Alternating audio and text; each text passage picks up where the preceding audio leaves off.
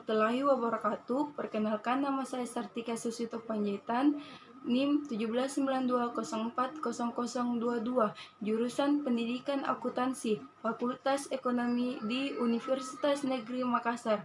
Di sini saya akan melakukan praktek mengajar mengenai sistem pengendalian manajemen, yaitu di mana bab 4 mengenai pusat tanggung jawab, pusat pendapatan, dan beban.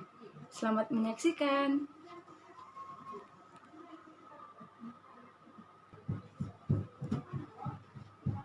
Assalamualaikum. Assalamualaikum anak-anak. Waalaikumsalam, Bu. Baik.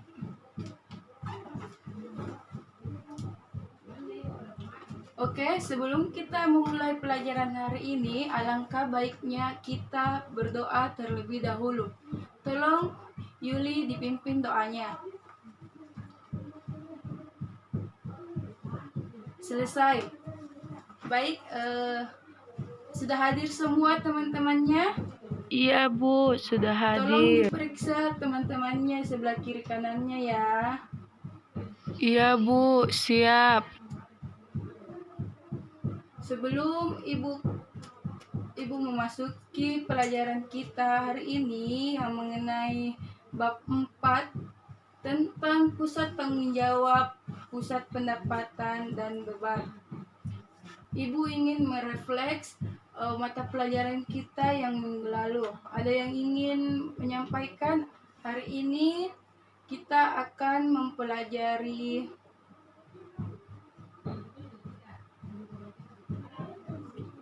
mengenai pusat tanggung jawab, pusat pendapatan, dan beban.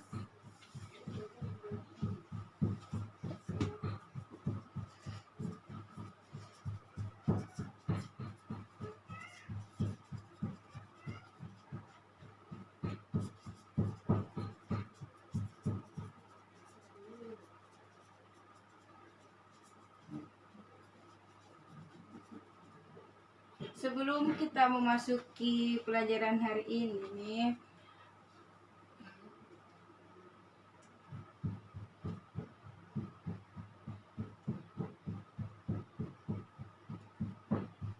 Ibu akan memberitahukan bahwa kita harus menjaga kebersihan, karena kebersihan itu sebagian dari iman.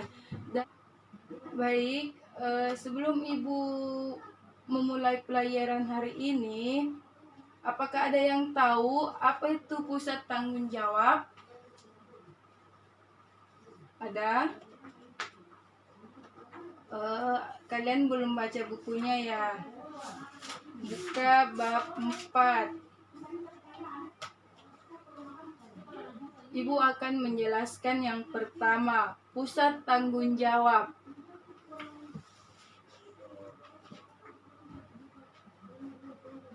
Pengertian pusat tanggung jawab.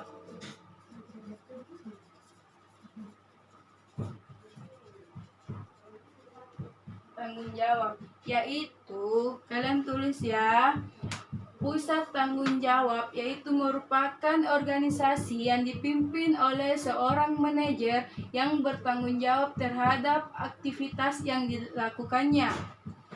Contohnya itu seperti dilakukan dalam suatu perusahaan, manajer harus memiliki sifat tanggung jawab.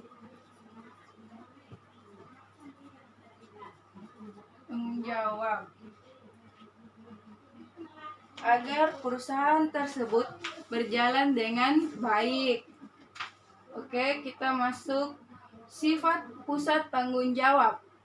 Pusat tanggung jawab muncul guna mewujudkan satu atau lebih maksud yang disebut dengan cita-cita perusahaan secara keseluruhan memiliki cita-cita dan manajemen senior menentukan sejumlah strategi untuk mencapai cita-cita tersebut. Fungsi dari berbagai pusat tanggung jawab dalam perusahaan adalah untuk mengimplementasikan strategi tersebut. Karena setiap organisasi merupakan sekumpulan pusat tanggung jawab, maka jika pusat tanggung jawab telah memenuhi tujuannya, maka cita-cita organisasi tersebut juga telah tercapai. Adapun produk-produknya yaitu seperti barang dan jasa yang dihasilkan oleh suatu pusat tanggung jawab bisa saja kemudian diserahkan ke pusat tanggung jawab yang lain, di mana output tersebut kemudian menjadi input atau bisa juga dilempar ke pasar sebagai output organisasi secara keseluruhan. Pendapatan adalah jumlah yang diperoleh dari proses penyediaan output. Bagaimana anak-anak, sampai sini sudah dimengerti? Iya, Bu. Oke, Ibu akan masuk ke 2, yaitu hubungan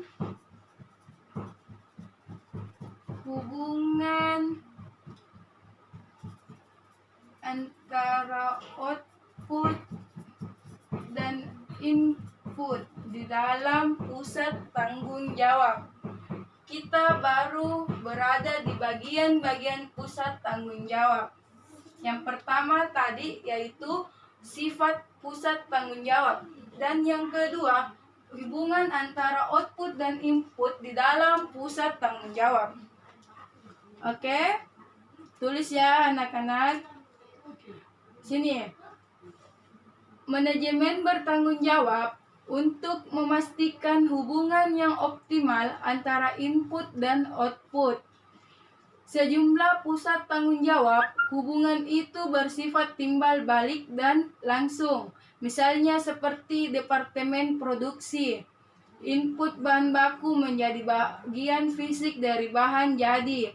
Akan tetapi dalam sejumlah situasi, input tidak secara langsung berkaitan dengan output yang dihasilkan. Biaya periklanan adalah input yang ditujukan untuk meningkatkan hasil penjualan. Namun karena penjualan juga dipengaruhi sebuah faktor lain selain iklan. Ya, itu tadi mengenai hubungan antara input dan output. Bagaimana? Kita masuk di bagian ketiga dari pusat tanggung jawab, yaitu mengukur input dan output.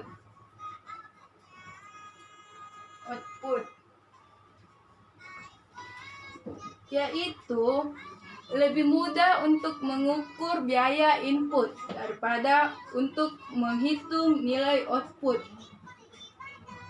Ya, sebagai contohnya, kenapa demikian dikatakan lebih mudah mengukur biaya input daripada output? Yaitu contohnya, pendapatan per tahun barangkali merupakan alat ukur penting atas output suatu organisasi yang berorientasi pada laba. Akan tetapi, angka itu tidak menyatakan seluruh kinerja organisasi selama tahun tersebut. Input seperti aktivitas lead bank, pelatihan sumber daya manusia, periklanan, promosian, penjualan juga belum tentu mempengaruhi output di tahun yang bersangkutan. Sudah dimengerti anak-anak? Jika ada yang tidak dimengerti, silahkan bertanya kepada ibu ya. Iya, Bu.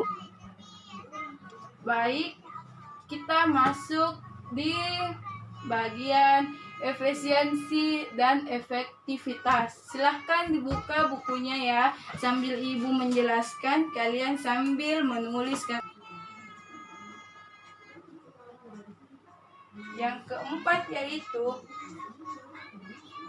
efisiensi dan efektivitas. Sudah ditulis? Sampai di sini ada yang ingin ditanyakan?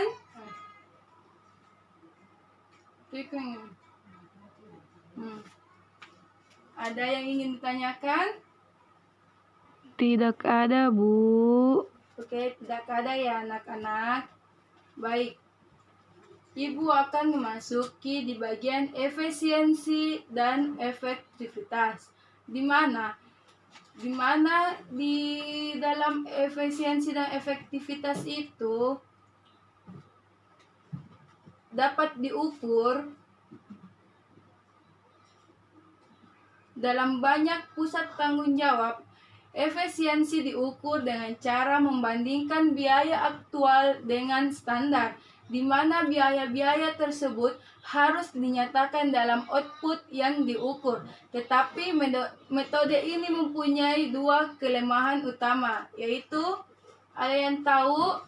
Saya, Bu. Ya, silahkan. Ani. Itu pertama, Bu, biaya yang tercatat bukanlah tolak ukur, dan yang kedua, standar pada hakikatnya merupakan perkiraan tentang apa yang diideal. Betul. Jadi, dua kelemahan utama yaitu biaya yang tercatat bukanlah tolak ukur atas sumber daya yang sebenarnya digunakan. Yang kedua, standar pada hakikatnya merupakan perkiraan tentang apa yang idealnya harus tercapai dalam kondisi yang ada. Tulis ya. Baik, Bu. Ya, Ibu akan memasuki yang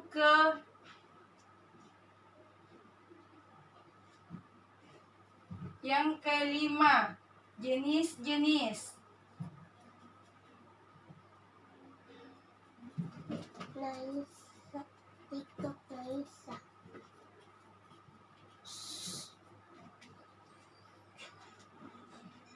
Jenis-jenis pusat tanggung jawab.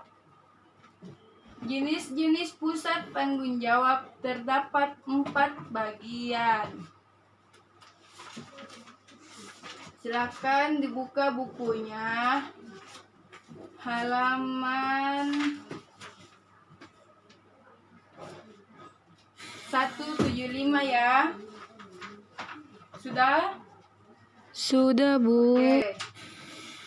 Jenis-jenis pusat tanggung jawab terdapat 4, di mana digolongkan merupakan sifat input dan output moneter yang diukur untuk tujuan pengendalian, yaitu yang pertama pusat pendapatan, yang kedua pusat beban, yang ketiga pusat laba.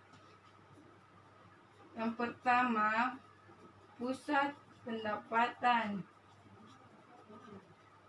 yang kedua pusat beban, ya. Yang kedua pusat beban, yang ketiga pusat laba. Dan yang keempat pusat investasi.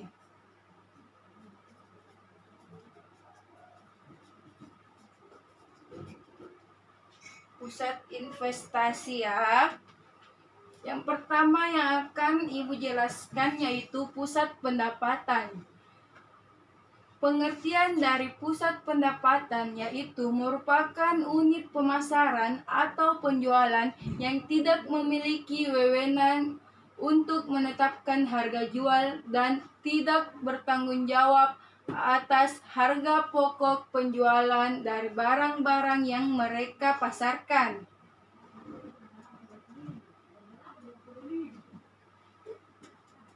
Yang kedua, pusat beban, ya. Pusat beban. Pusat beban adalah pusat tanggung jawab yang diinput inputnya diukur secara moneter, namun outputnya tidak. Ada dua jenis umum dari pusat beban, yaitu pusat beban teknik dan pusat beban kebijakan. Yaitu yang pertama, biaya teknik adalah biaya-biaya yang jumlahnya secara tepat dan memadai, dapat diestimasikan dengan kendala yang wajar. Sedangkan biaya kebijakan adalah biaya yang tidak tersedia estimasi tekniknya. Ya, Ibu akan jelaskan. Pusat beban teknik di dalam buku pusat beban teknik di dalam sistem pengenalan manajemen memiliki ciri-ciri, yaitu yang pertama, inputnya dapat diukur secara moneter. Yang kedua, inputnya dapat diukur secara fisik. Dilihat dari fisiknya, dapat dilihat dari fisiknya.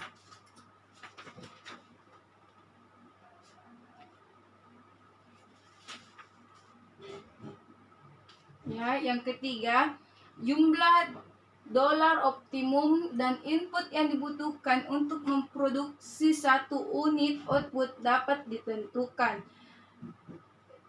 Ya, itu ciri-ciri dari pusat beban teknik. Ada 3. Ya, ditekankan di sini bahwa pusat beban teknik mempunyai beberapa tugas penting lainnya yang tidak diukur hanya dengan biaya saja. Para pengawas bertanggung jawab atas mutu produksi dan volume produksi serta efisiensi. Oleh karena itu, jenis maupun volume produksinya ditentukan dan standar kualitasnya ditetapkan sehingga biaya produksi tidak ditekan dengan mengorbankan mutu produknya. Dan yang kedua yaitu pusat beban kebijakan. Pusat beban kebijakan di sini meliputi unit-unit administratif dan pendukung operasi litbang dan hampir semua aktivitas pemasaran. Output dari pusat biaya ini tidak bisa diukur secara moneter. Itu perbedaan antara pusat beban kebijakan dan pusat beban teknik. Tadi pusat beban teknik yaitu dapat diukur secara moneter, sedangkan pusat beban kebijakan tidak dapat diukur secara moneter.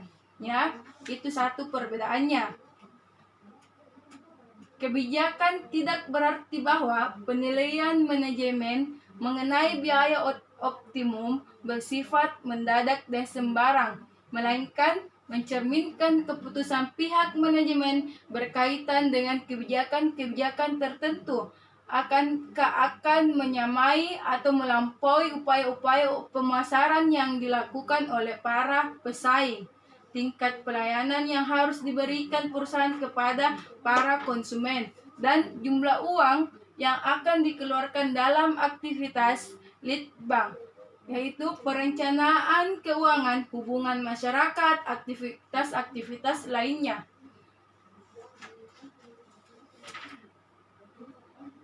Di pusat beban kebijakan ini, selisihnya antara anggaran dan biaya yang sesungguhnya bukanlah ukuran efisiensi. Yang harus kalian ketahui, pada hakikatnya hal tersebut hanya merupakan selisih antara input yang dianggarkan dan input yang sesungguhnya serta tidak mencangkup nilai output. Itu tadi dari perbedaan dan dari materi mengenai pusat beban teknik dan pusat beban kebijakan yang ada di dalam pusat beban sistem pengendalian manajemen. Ya, yang ketiga yang Ibu akan jelaskan itu pusat laba. Apa dari sebelum kita memasuki lebih dalam, kita harus mengetahui Apa itu pusat laba? Ada yang tahu? Tidak ada, Bu. Ada. Ya, Ibu akan jelaskan terlebih dahulu.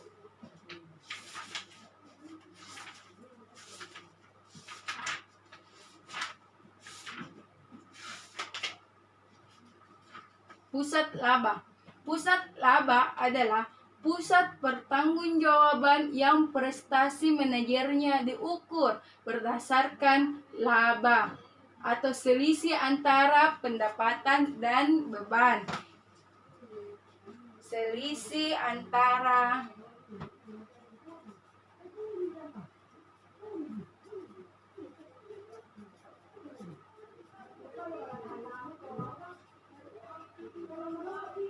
dan beban. Pusat laba yaitu pusat tanggung-jawaban yang prestasi manajernya diukur berdasarkan laba, yaitu selisih antara pendapatan dan beban yang diperolehnya. Pusat laba dapat dibentuk dengan struktur divisionalisasi. Dapat diukur struktur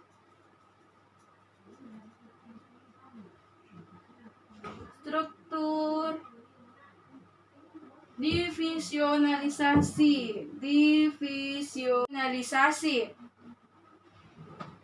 ya, dapat diukur yang memungkinkan unit utama bertanggung jawab terhadap produksi dan pemasaran sekaligus. Itu tadi pengertian dari pusat laba. Oke, anak-anak. Yang keempat yaitu pusat investasi. Pusat investasi sudah tulis? Baik. Pusat investasi merupakan pusat pertanggungjawaban yang bertugas untuk mengatur investasi guna mencapai laba yang seoptimal mungkin. Kewenangan pusat investasi adalah menyangkut pengelolaan laba yang terdiri atas pendapatan dan biaya, serta mengelola aset yang dipergunakan untuk memperoleh laba. Dengan demikian, pusat investasi diukur prestasinya berdasarkan perbandingan antara laba yang diperoleh dengan aset atau investasi yang digunakan. Di dalam pusat investasi ini memiliki beberapa tujuan pengukuran prestasi suatu pusat investasi, yaitu menyediakan informasi yang bermanfaat dalam pengambilan keputusan mengenai investasi yang digunakan oleh manajer divisi dan memotivasi mereka untuk melakukan keputusan yang tepat. Yang kedua, mengukur prestasi divisi sebagai kesatuan usaha yang berdiri sendiri. Ketiga, menyediakan alat perbandingan prestasi antara divisi untuk menentukan alokasi sumber ekonomi. Yang keempat, informasi dari pusat investasi dapat digunakan memotivasi manajer divisi dalam. Ini terbagi menjadi 3 untuk menginformasikan pusat investasi digunakan untuk memotivasi manajer divisi, yaitu yang pertama, menghasilkan laba yang memadai dengan wewenang mengambil keputusan tentang sumber ekonomi dan fasilitas fisik yang digunakan. Dan yang kedua, pengambilan keputusan untuk menambah investasi bila investasi tersebut memberikan kembalian atau retur yang memadai. Sini retur maksudnya memberikan pengembalian investasi. Di sini yang maksudnya ya. Sini yang ketiga itu mengambil keputusan untuk melepas atau mengurangi investasi yang tidak memberikan kembalian atau retur yang memadai. Sini tidak memberikan kembalian. Sedangkan tadi di sini yang di atasnya itu memberikan bila investasi menambah investasi bila investasi memberikan kembaliannya. Sini jika keputusan untuk melepas investasi atau mengurangi investasi tidak memberikan retur untuk yang memadainya, tidak. Jika dia ingin mengurangi investasinya, jika ingin menambahkan investasinya, mereka mendapatkan kembalian retur, kembalian atau retur. Ya, itu yang membedakannya. Baik, sampai sini ada yang ingin ditanyakan? Oh, Ibu rasa kalian mengerti semua ya. Baik, Ibu akan memberikan latihan ya. Dikerjakan sekarang ya. Ibu akan menulisnya ya. Iya, Bu.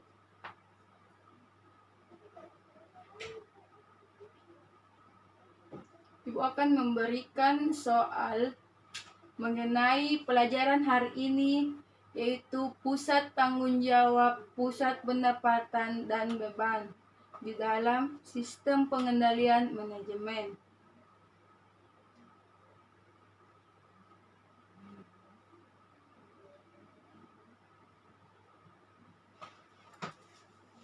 Tolong dikerjakan di kertas selembar ya. Iya, Bu. Ibu akan berikan 3 soal, yaitu yang pertama, tolong keluarkan kertasnya.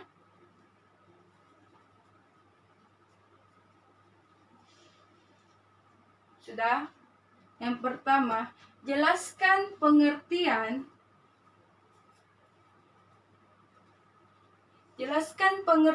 pusat tanggung jawab, pusat beban, dan pusat pendapatan.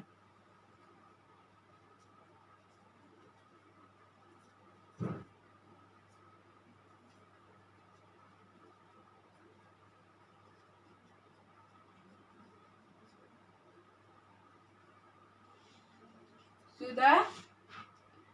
Yang kedua, jelaskan hubungan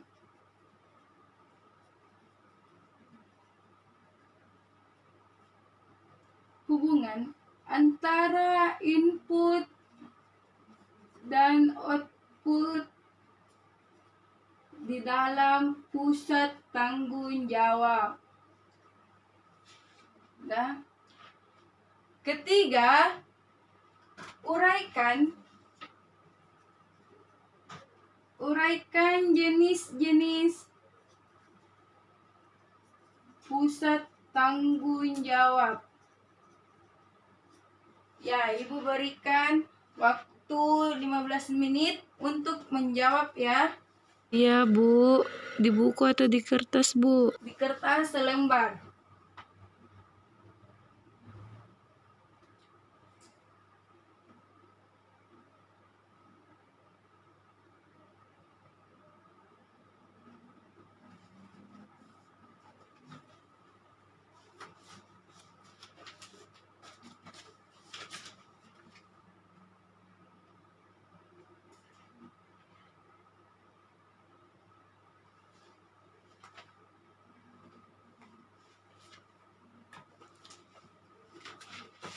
Baik, jika kalian selesai mengerjakan tugas yang Ibu berikan, tolong disimpan di meja Ibu ya.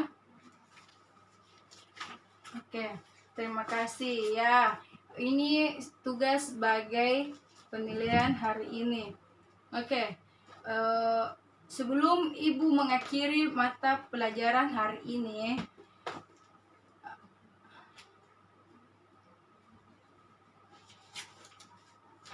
Ibu akan menyimpulkan materi kita hari ini, yaitu pertama, kita harus mengetahui sebelum memasuki sistem pengendalian manajemen, kita harus mengetahui pusat tanggung jawab, pusat pendapatan, dan beban.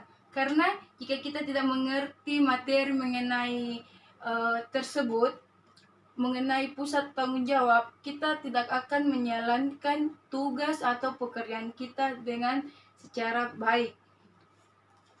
Ya, yang pertama, Pusat tanggung jawab merupakan organisasi yang dipimpin oleh seorang manajer yang bertanggung jawab terhadap aktivitas yang dilakukannya. Dan pusat pendapatan seperti yang dijelaskan tadi, yaitu pusat pendapatan yaitu unit pemasaran atau penjualan yang tidak memiliki wewenang untuk menetapkan harga jual dan tidak bertanggung jawab atas harga pokok penjualan dari barang-barang yang mereka pasarkan. Dan yang ketiga, pusat beban, di mana pusat beban ini yaitu pusat tanggung jawab yang diinput diukur secara monitor, namun outputnya tidak diukur. Ya, itu yang harus kalian ketahui. Ya, sekian, kita akan bertemu minggu depan. Baik, sekian dari Ibu. Assalamualaikum warahmatullahi wabarakatuh.